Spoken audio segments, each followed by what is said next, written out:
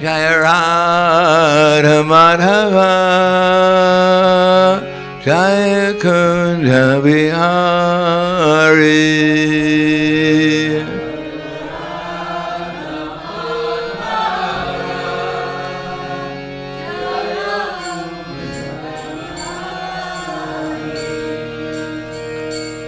Jaya Radha Madhava Jaya Kunda Bihari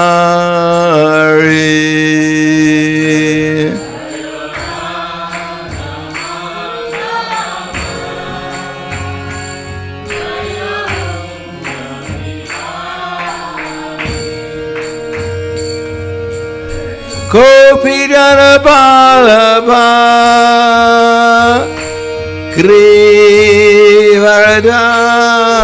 Grivaradari Jaya Grivaradari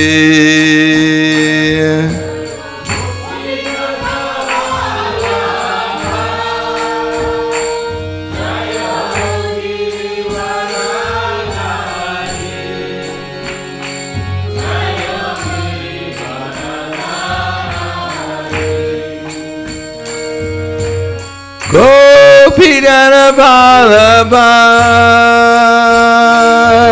Grivaradari Jaya Grivaradari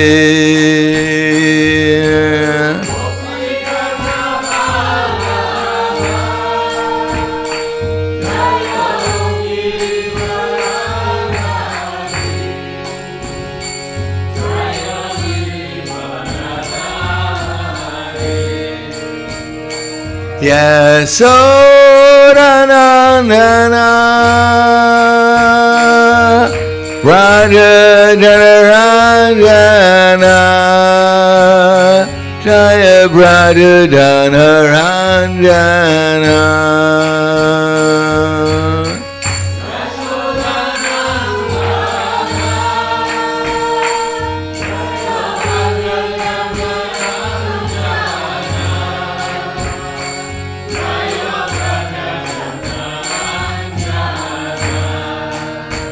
Yasodhanandana Radha-dhana-ranjana Jaya Radha-dhana-ranjana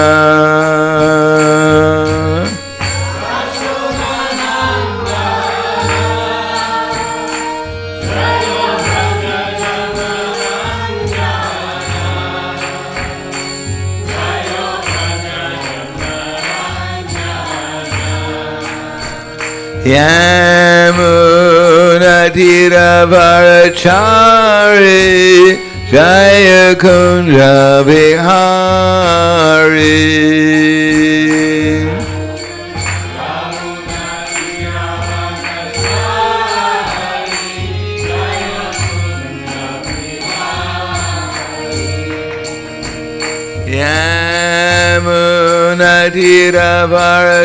Yamunatiravarachari Jaya Kunja Vihari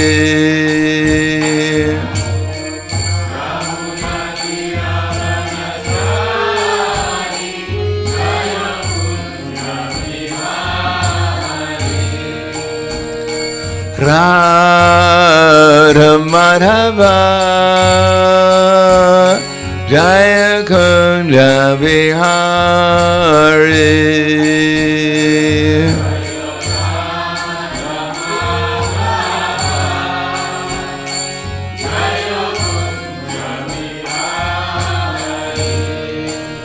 Jaya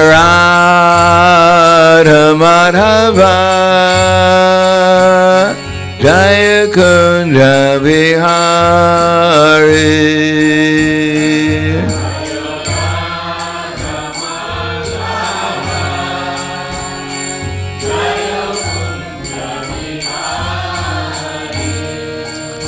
Jaya Radha Madhava Jaya Kunja Vihari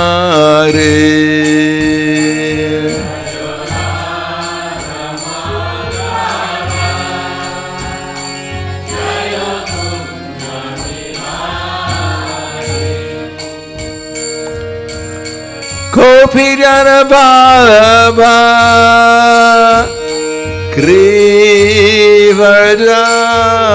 Grivardhari Jaya Grivardhari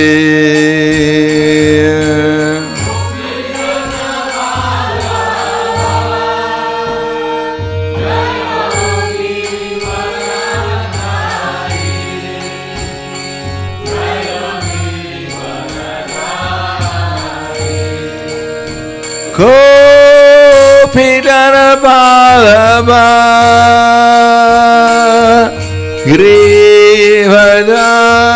Grivardhari Jaya Grivardhari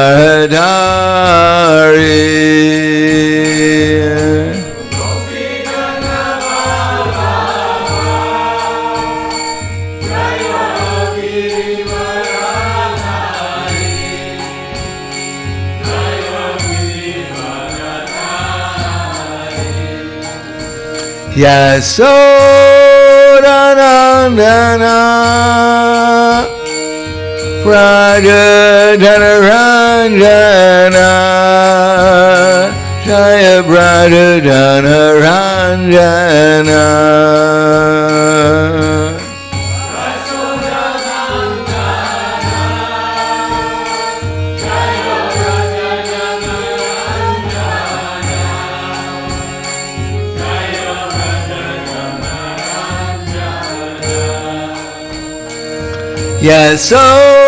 Yasodhanandana Radha-dhana-ranjana Jaya Radha-dhana-ranjana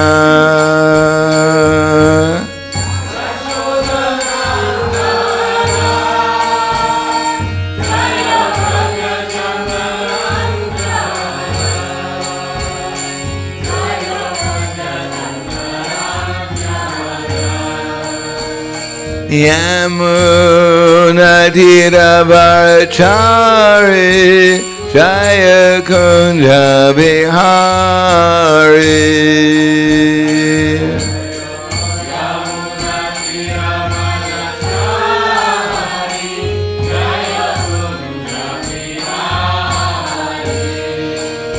Yamunadiravarchari Jaya Kunja Bihari.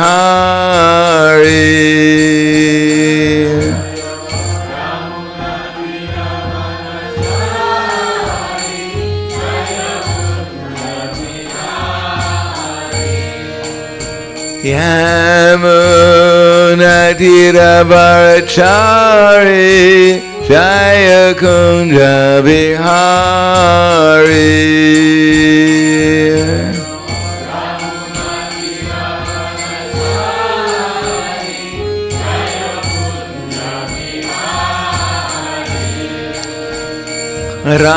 Radha Madhava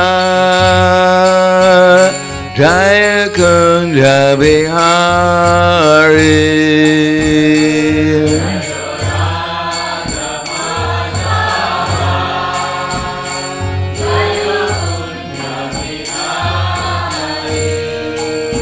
Jaya Radha Madhava Jaya Kunja Bihari.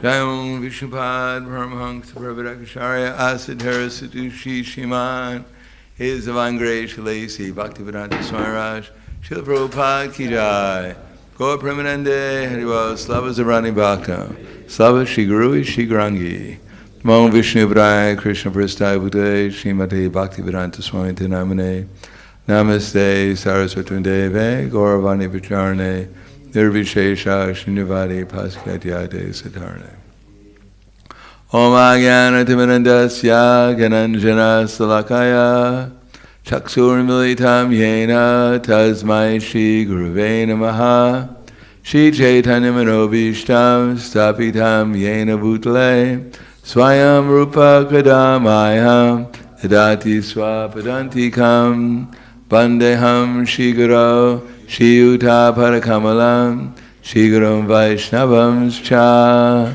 Shri Rupam Sagrajatam Sahagana Raghunatam Vitam Tam Sajivam Sadvaitam Savadutam Parijana Saitam Krishna Chaitanya Devam Shri Radha Krishna Padan Sahagana Lalita Shri Visakans Vitam Sha Hey Krishna Karna Sindho Dinabandho Dagapate Gopesha Gopika Kanta Radha Kanta Namostute Tapta Kanchana Gaurangi Radhe Vrindavaneshwari Prishubhana Sutta Devi Pranamami Hari Priye Panchakapa Drubhyascha Kripa Sindhubhyevacha Patitanam Bhavanebhyo Vaishnavebhyo Namo Namaha Shri Krishna Chaitanya Pranityananda Shri Advaita Gadadhar Shivasati Gaur Bhaktivinoda Hare Krishna Krishna Krishna Hare Hare Hare Rama Rama Rama Hare Hare Om Namo Bhagavate Vasudevaya Om Namo Bhagavate Vasudevaya Om Namo Bhagavate Vasudevaya. Srimad Bhagavatam, Canto 10, Chapter 2, Prayers by the Demigods, Text 14. Sandish Dhyaivam Bhagavata Tate Yom iti tad vachaha pratigriya prarikramya gamgata tat tata karat Sandishtyaivam Bhagavata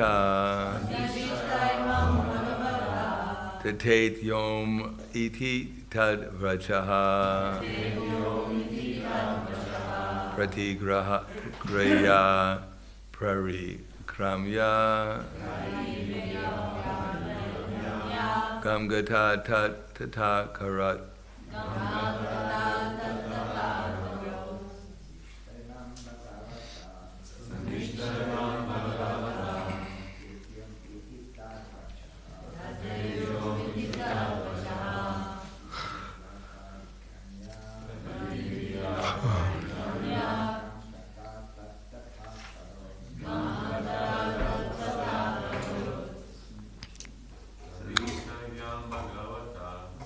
Siddhasya Bhagavata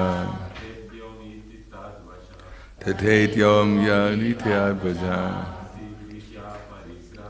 Pratigriya Prakrikamya Gangata Tatkata Karot Aivam Bhagavata Tatate Yom Yiti Tadvacha Pratigraya Parikramya Gangata Tatkata Karot.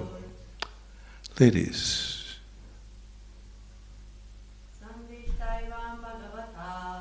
Dishaiva Bhagavata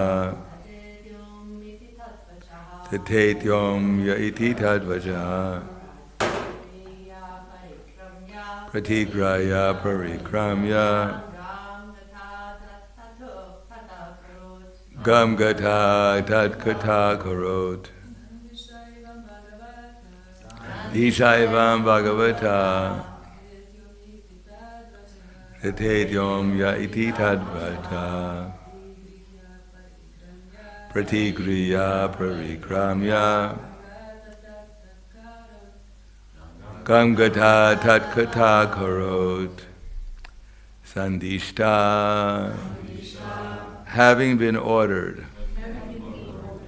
Evam, thus, Bhagavata, by the Supreme Personality of Godhead, Tataiti, so be it. Om, affirmation by the mantra Om. Iti, thus. Tattvachaha, his words. Pratigriya, accepting the order. Parikramya, after circumambulating him. Gam, to the surface of the globe. Gata, she immediately went. Tat, the order, as given by the Supreme Personality of Godhead. Tata, just as. Akarot, executed. Translation and purport by His Divine Grace, A.C. Bhaktivedanta Swami Srila Prabhupada. Thus instructed by the Supreme Personality of Godhead, Yogamaya immediately agreed. With the Vedic mantra Om, she confirmed that she would do what he asked. Thus, being accepted by thus having accepted the order of the Supreme Personality of Godhead, she circumambulated him and started for the place on earth known as Nanda Gokula. There she did everything just as she had been told. Purport. After receiving the orders of the Supreme Personality of Godhead, Yogamaya twice confirmed her acceptance by saying, "Yes, sir, I shall do as you order." And then saying Om, Srila Vishwanath Chakravarti Thakur comments that Om signifies Vedic confirmation. Thus, Yogamaya very faithfully received the Lord's order as a Vedic injunction. It is a fact that whatever is spoken by the Supreme Personality of Godhead is a Vedic injunction, that no one should neglect. In Vedic conjunctions, there are no mistakes, illusions, cheating, or imperfection. Thus, one understands the authority of the Vedic version. There is no purpose in quoting Shastra. No one should violate the Vedic conjunctions. Rather, one should strictly execute the orders given in the Vedas, as stated in the Bhagavad Gita 16:24. Tasmat shastram pramanam te karya vivyastito gyatva shastram vimdanoktam karma kartumi harasi. One should understand what is duty and what is not duty by the regulations of the scriptures. Knowing such rules and regulations, one should act, so one may gradually be elevated. So the translation again. Thus instructed by the Supreme Personality of Godhead, Yogamaya immediately agreed with the Vedic mantra Om. It's confirmed that she would do what he asked. Thus, having accepted the order of the Supreme Personality of Godhead, she circumambulated him and received and started for the place on earth known as Nanda Gokula. There she did everything just as she had been told. Om Vishnu Padaya Krishna Prasthaya Bhutale Srimate Bhaktivedanta Swami Tiramane Namaste Saraswati Deve Gauravani Pacharane Nirvishesha Srinivadi Paskadyade Sadarane. At the very introduction of the Bhagavad Gita by Srila Prabhupada points out that Krishna speaks Bhagavad Gita 5,000 years ago, and the question is, why should we accept what he says? So many people speak so many things. Why should we accept Krishna, what he says? And Prabhupada points out that there are many authorities that confirm that Krishna is the Supreme Personality of Godhead, such as Vyasadeva, Madhvacharya, Ramanujacharya. But in one sense, we don't really know who these people are. They're just names to us. If it said the Beatles said, we'd probably have more faith. Because we listen to the Beatles, not everyone listens to Ramanujacharya. On the other hand,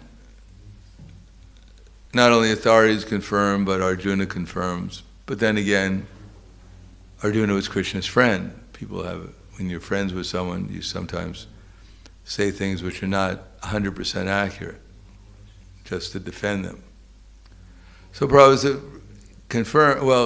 asserts that actually there has to be a certain amount of faith, acceptance, at least theoretically, that Krishna is the Supreme Personality of Godhead. Otherwise, if we immediately reject the idea that Krishna is the Supreme Personality of Godhead, then there's no way of understanding Bhagavad Gita, because Bhagavad Gita is based on revelation. In other words, it's describing things which we may capture intellectually, such as the fact that our body is changing, but we're not changing. But that's capturing it intellectually. We can confirm that I'm still the same person, although I have different bodies, which are constantly changing, or my body is constantly changing. But I don't know who I actually am, and I'm not 100% clear what it means to be a spiritual soul. But I have some intellectual understanding, and according to Bhagavad Gita, the reason why I don't have that understanding is that I'm an illusion. Well, that makes sense. I don't think if we don't understand something, we're probably an illusion. But why we're an illusion, according to Bhagavad Gita, is because we rejected Krishna as the Supreme Personality of Godhead. But why should I accept Krishna as the Supreme Personality of Godhead? Why not accept my teacher in school as supreme? Maybe that will free me from illusion. So at least if one wants to get any benefit from studying Bhagavad Gita, one at least theoretically has to accept Krishna as the Supreme Personality of Godhead. And that's what's considered to be faithful. Blind following and absurd inquiries are condemned. One should not only hear submissively, but one should get a clear understanding through submission, service, and inquiry. In other words, we're not supposed to blindly accept Bhagavad Gita as true. First of all, we're blind, that's a fact. So our acceptation of Bhagavad Gita has to some extent, could be blind, could be fanatical. I don't know why I'm accepting it, but my friends accept it. My mother accepted it, so I also accept it. I don't know what it is, what Bhagavad Gita is saying, but I accept it blindly. But that's condemned, because if one accepts something blindly, one will not make the effort to understand it so one can understand it properly. And then the other thing is absurd inquiries. Maybe I can find out in Bhagavad Gita who's going to win the next horse race. So I study it very carefully to try to figure out, and I find the verses that confirm who the next horse is. The next horse's winner will be, his name will be Ashvatthama. It says that in Bhagavad Gita. Born of the ocean of nectar. No, absurd inquiries are also condemned. We should know what the Bhagavad Gita is dealing with. It's not dealing with horse races, or how to become a perfect tennis player, or how to make $1 million in the stock market. It's dealing specifically with self-realization. So therefore, if one wants to go to Bhagavad Gita, just like Prabhupada gives the example, if one wants to find gold, the best place to find it is not in a grocery store. If one is so foolish as to go to a grocery store and ask for a pound of gold, and you ask how much it is, it's approximately 1,800 euros per ounce, or whatever it is now. And they give you an ounce of butter and you pay 1,800 euros for it, then you're cheated, because you don't know what you're looking for. So we go to Bhagavad Gita, we should know what we're looking for, what Bhagavad Gita can actually supply, not something which it's not meant for. So both are condemned. On the other hand, hearing submissively is the beginning process of hearing. Submissive means we're actually paying attention. If we think there's some other subject matter more important than hearing Bhagavad Gita, then while we're listening, so many things will go through our mind, because we're conditioned souls, and we'll actually pay attention to them. It's one thing, things going through our mind. The other thing is that we pay more attention to what's going through our mind than hearing Bhagavad Gita. For that reason, Bhagavad Gita is written down so we can go over it again and again. Unfortunately, when there's a lecture, we can't rewind the speaker, so he goes through the same thing again. In any case, submission means that we're not only hearing it, we're trying to hear it, but with the idea of service. Sushushu shadadanasya vasudeva kataruchi, or tatchadana, that's it. Shushusho shadadanasya, yeah. So, su means very nicely, amply, our minds are open to what's going to be said, shusho, and we're willing to follow the instruction. It's not just an intellectual exercise.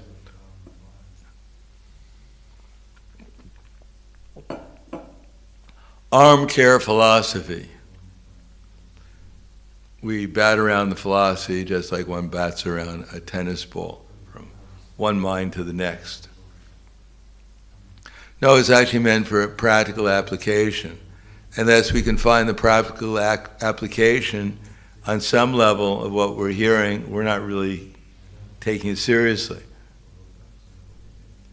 And shadadanasya means, Prabhupada translates it as care and attention. And as we do our service with care, we haven't really increased our devotion. And attention. First of all, attention.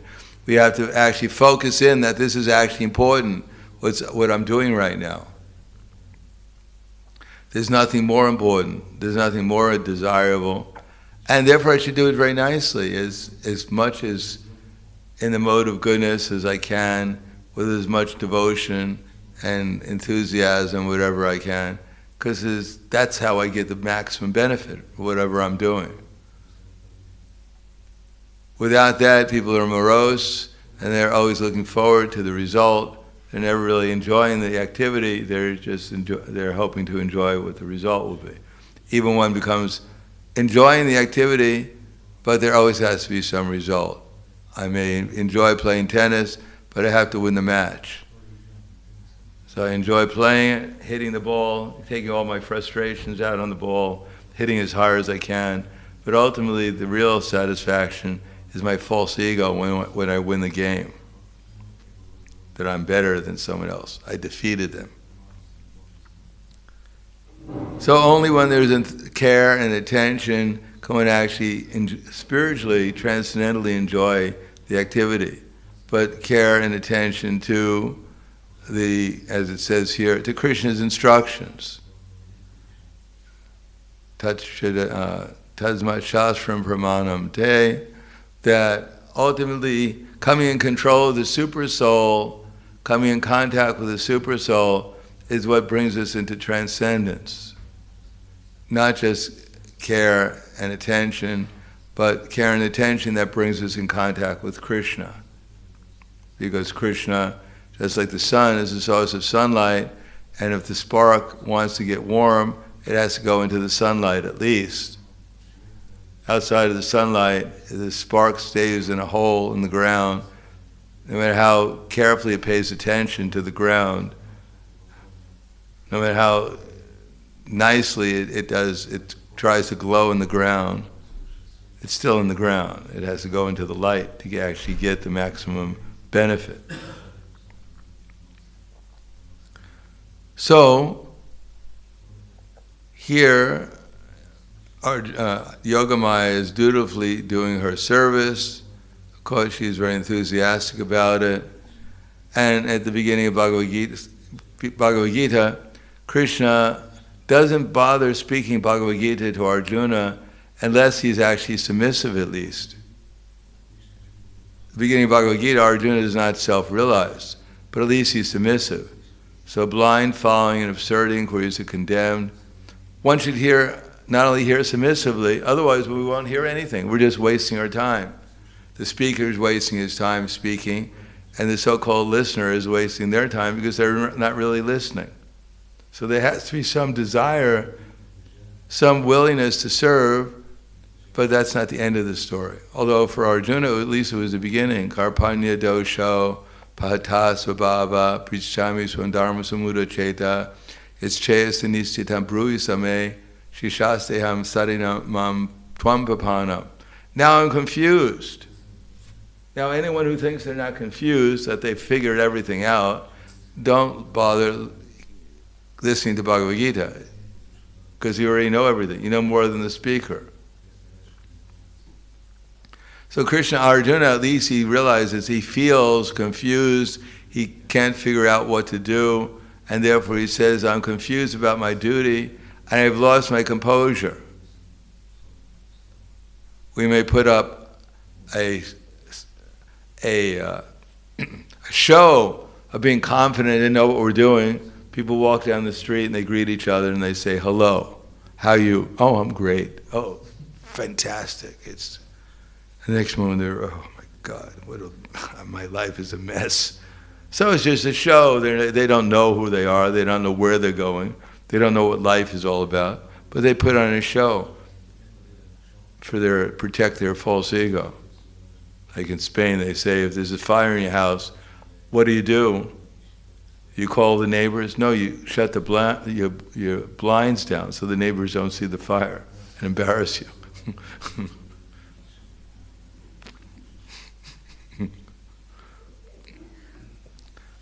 So that's material life. But Arjuna was at least knowledgeable enough, humble enough, intelligent enough, karpanya dosho, that now I am feeling depressed, dosha, these miserly weakness, I don't know what to do. There's something wrong. So therefore I'm a soul surrendered to you. Kindly instruct me. So Arjuna didn't say, well, go wash the plates, go take out the garbage. Krishna didn't tell Arjuna, take out the garbage. No, he had to instruct him the science of Krishna consciousness. It wasn't just doing, it was also understanding.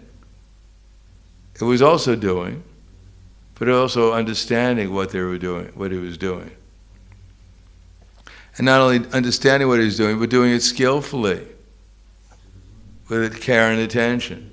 So Krishna had to speak the whole Bhagavad Gita to Arjuna to convince him why he was doing it, what he should do and why he should do it, and how to do it. So by the end of the Bhagavad Gita, Arjuna says, Krishna was wondering, I just spent 2 hours at least talking to you about Bhagavad Gita. You look like your eyes were awake. I don't know, sometimes they closed a little bit, but did you understand anything I had to say? Krishna was actually interested. Kachit etat shutam parata, tvaya kagrena chetasa, kachit agana samoha, pranatas te dhananjaya. Have you heard this knowledge with perfect attention? Arjuna didn't say, yes, that was a fantastic, Krishna book class you gave. But I think I'm leaving. I think I'll watch the war on television. Just send me the Zoom account and I'll watch it. No, Krishna was wondering, do you have actually been paying attention to what I've been saying? Otherwise, how are you going to understand it?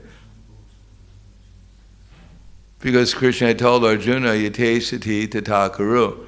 If you have any questions, if you haven't understood something, I'll go over it.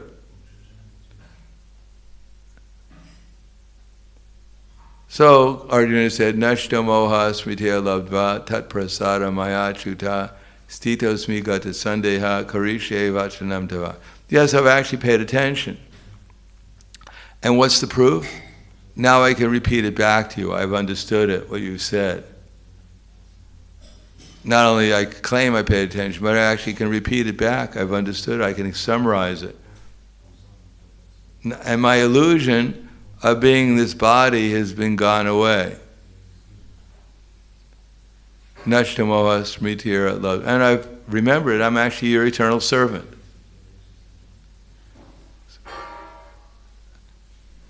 Nashtamoha smritira love tat prasada mayachu. And it didn't come about because I'm such a nice person. And naturally I'm always aware and self-realized. It's by your mercy. I feel gratitude towards you. Not that I'm free from illusion, I regain my memory, and so long. I'll see you next lifetime. Thanks a lot, kid. I'll see you later. No, I feel gratitude. Tat prasada mayachuta. Stitos min gata sandeha. Now I've understood I'm your eternal servant. And I should always feel gratitude for your instructions, and therefore I'm prepared to follow your instructions. So Yogamaya wasn't, I'm your servant, but I need a break. I'll see you later. Get someone else to go to Vrindavan.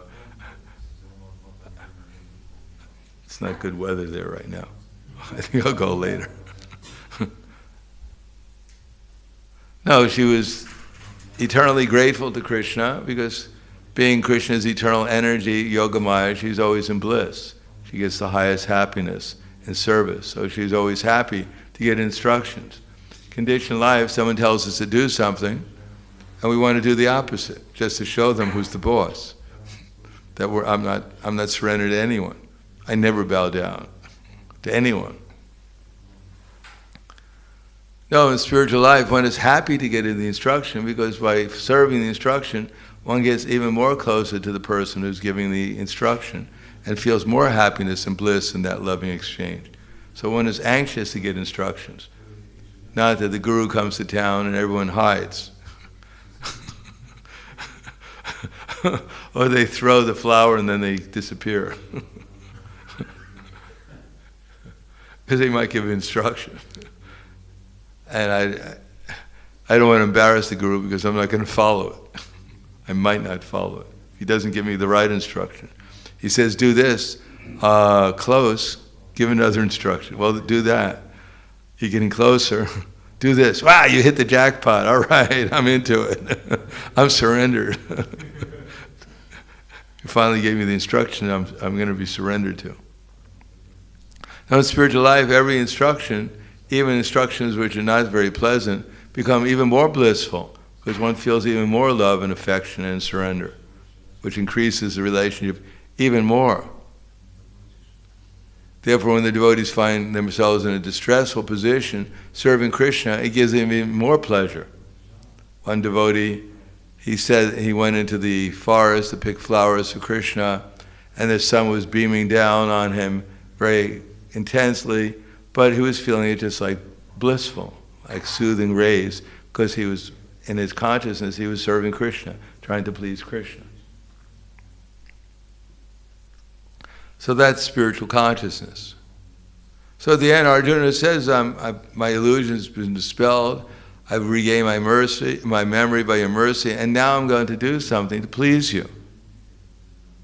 Just to please you. It's not pleasing externally, materially, but if it's going to please you, then I'm going to do it with full conviction.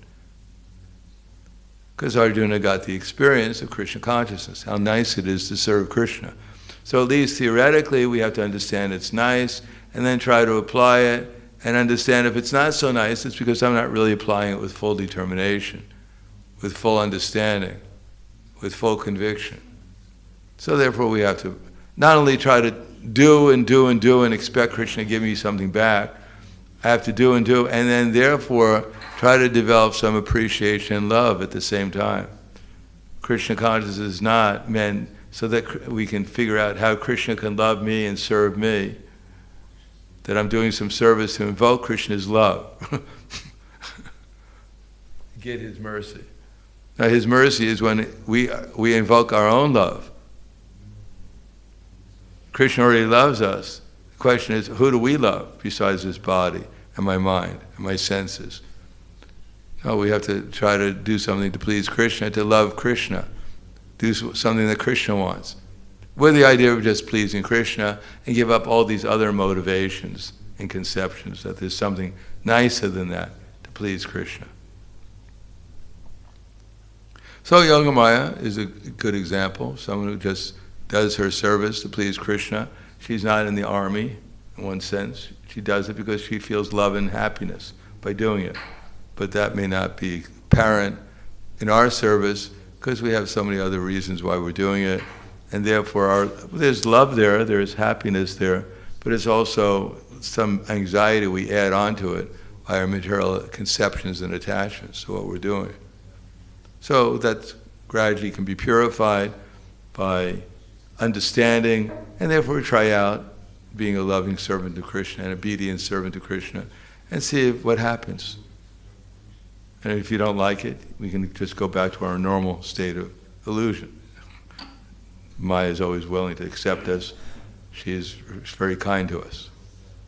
So she can kick us back to Krishna. So I'll stop there. Thank you. Any questions or comments? Yes. Hare Krishna. If we don't really know, maybe we don't really understand what it means to be self-realized, can we still quote that we are not this body? Because sometimes it seems I have a doubt about that, because sometimes I see that some people, they may not show the symptoms, or at least that's how I understand it, but they still say, no, we are not this body, you should see me as like a soul, or in this sense. Well, we have enough intelligence to understand it, of course we can say it. Now, if I was a dog and I woofed that I'm not this body, but I don't have enough intelligence to understand it, just blindly repeating. But we have enough intelligence to understand how the body's changing. We're not changing. It's our most direct experience that we have. If we don't have that much intelligence, it means we're on the level of the animals. Anything else? Yes.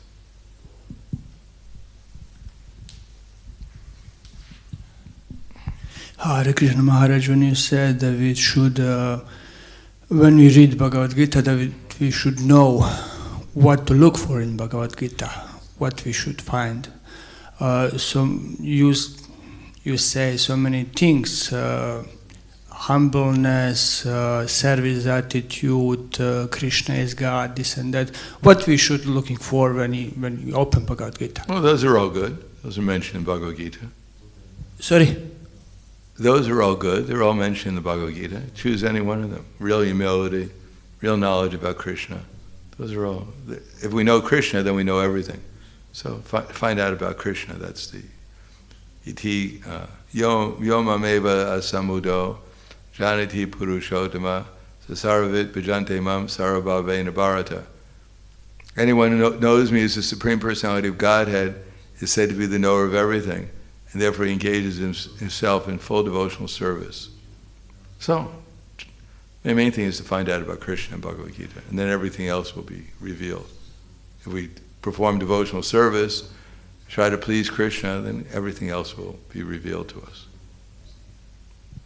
As we understand Krishna more and more, everything would be revealed. Understanding is the first thing. Well, second thing. First is hear about Krishna, understand about Krishna, become convinced, be determined to serve Krishna, do service with great skill and devotion, and then develop all the characteristics and qualities of a pure devotee. And then we become like Krishna, and then Krishna can reveal himself to us gradually in that progress.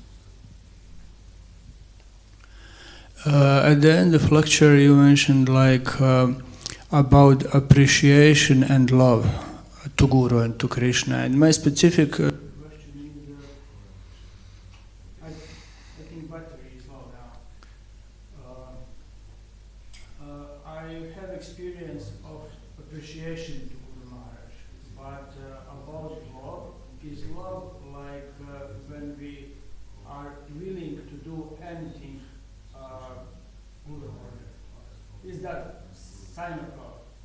Anyhow, appreciation is the beginning of love.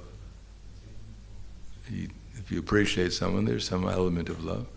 As far as what the final product is, to do anything, well, I don't know. That Krishna doesn't ask us to do anything, everything. He asks us to do certain things. So to be willing to do what Krishna asks us to do, those certain things. He doesn't ask us to jump off buildings usually. So if he said jump off the building, he wouldn't do that. So we have to have some faith. He's going to ask us to do things which will be beneficial for us and for others too. Not just anything. I have no vision what would be love for Guru. Of course we don't, because we're conditioned souls. But if we have a little bit of paying attention to something, we know that at least we feel less distress. So we find something which is so which attracts our mind steadily, and we can absorb our mind in it, then that's the beginning of love, attention.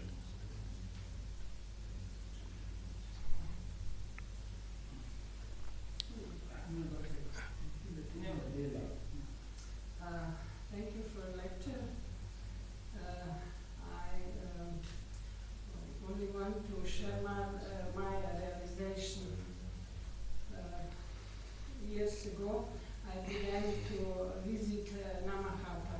First time they came in Celia from temple, and I like bhajas like prasadam.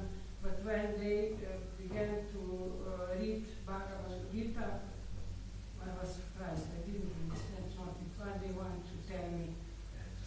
And it was very interesting. What is this possible? Because I finished school, I study, I know Slovenian language, but I have no concept of God and Krishna, and no, like you said at the beginning, I was to accept Krishna as God, and then at the beginning. Yeah. I didn't understand what is possible, what they talk. And then I bought the Bhagavad Gita at home, reading. I was completely... Therefore, by the mercy of Chaitanya Mahaprabhu, by chanting the holy name, we get in contact with the spiritual energy. And in the spiritual atmosphere of the holy name, some awakening of knowledge can be there. So in that we can get some experience, and therefore it develops our faith, And therefore we pay more attention, because we can read, but reading is not sufficient. We also have to assimilate the knowledge, see it from different perspectives. If I'm this body, if there's actually a controller of the universe, if the controller of the universe is a person, etc. So that takes some assimilation, not just hearing, but also try to understand it from the different perspectives. And then try to change our values. Because unless we change our values, then we can't really get conviction. Well, even we see things, but we have to act according to them. So that means a change of value, a change in inspiration, etc., etc. That's all under conviction. So then if we change our values and our inspiration, and then based upon our perspective, then we get a little hint of what actually reality is, and then we can try to apply it, and not only in exchanges with Krishna, the deity, or the spiritual master, but also in all living exchanges with the devotees, loving exchanges, skillfully become a devotee, so that we be a devotee 24 hours a day, not just sometimes. And then by becoming into the fire of devotional service, we develop all the good qualities of a pure devotee, and we're actually enter into not only the name, form, and qualities, but also into everything becomes part of the pastime. Our life becomes part of Krishna's pastimes. So it's a gradual progress. Anything else? Hvala Grantara Srimad Bhagavatam ki jai, Srila Prabhupada ki jai, Gaur Premanande.